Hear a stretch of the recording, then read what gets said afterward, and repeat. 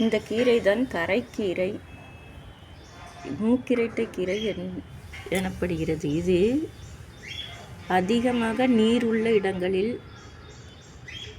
கொத்து கொத்தாக படர்ந்து காணப்படுகிறது. இது 40 வகை இருக்கிறதாம். இதில் ஒரு வகை தான் இது. மூக்கில் போடுற மூக்குத்தி மாதிரி சின்னதாக அழகாக பூ பூக்குது, குட்டி குட்டி பூவு. இதனால தான் இதுக்கு மூக்குரெட்டுன்னு சொல்லி பேர் வந்திருக்கு. சுத்த தமிழில் சிலோனில் அதை அப்படி சொல்கிறாங்க போல்.